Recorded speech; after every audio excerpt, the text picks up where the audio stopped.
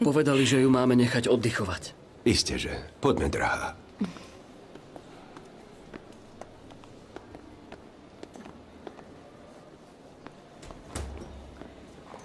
Bichter, ty tu máš auto? Aj ty, Nihat? Áno, áno. Musíme jej z domu priniesť veci. Zajtra si už bude pýtať svoje pyžamo. Ja po ne zbehnem. Ty nevieš čo? My jej ich z Pejker pripravíme. Však Pejker. Katia ich pripraví. Vybavím to. Bývame v hoteli Bichter.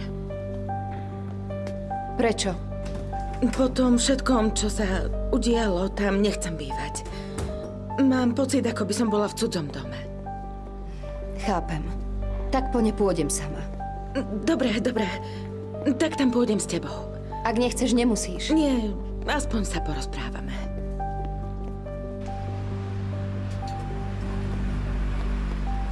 Stretneme sa večer. Dobre, Zlatko, ahoj. Dovidenia. Veľmi sa teším, že je už mimo nebezpečenstva. Aj my. Poďme, Pejker. Dávaj na seba pozor. Neboj sa.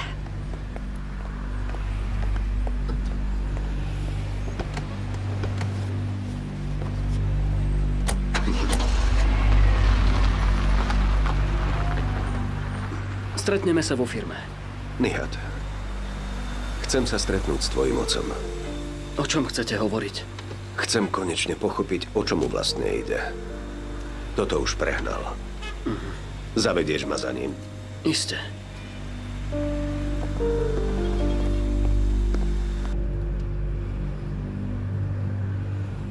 Včera som ho chcela podpáliť. Chcela som sa toho domu zbaviť. Pejker.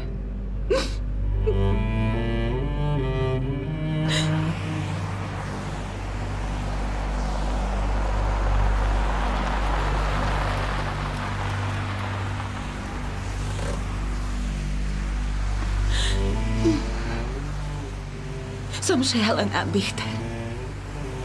Bojím sa sama seba. Predstav si, že by som ho podpálila. A ja som už na to myslela. Nie si šialená. Nechcem, aby sa tam mama vrátila. Dobre, Zlatko. Niečo vymyslíme.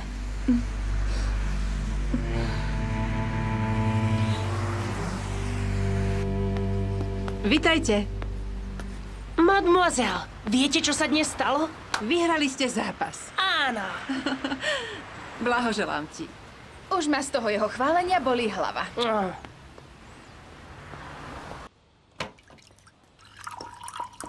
Cez víkend budeme hrať finále v Ankare, Ujo Sulejman. Čo to vravíš? Ty náš športovec. Výborne. Zlatko, určite si spotený, chod sa V prezliecť. škole som sa predsa osprchoval. Koľko košov si dal? Koľko? To nám povedz. Chceme len dobré správy. 6. Ale posledný rozhodca neuznal. Vyhrali o 12 bodov. 62-50. 62-50. Zapísané. Kto dal kôš? Náš šampión. Odmena pre víťaza, prosím. Ďaká.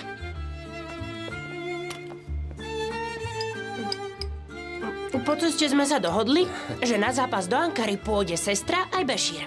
Poďte s nami aj vy, mademoiselle. Prosím. Možno pôjde aj ocko, urobíme si výlet. Bešír pôjde, mademoiselle pôjde a my čo? Všetko necháš tak a pôjdeš? Naozaj by si išiel?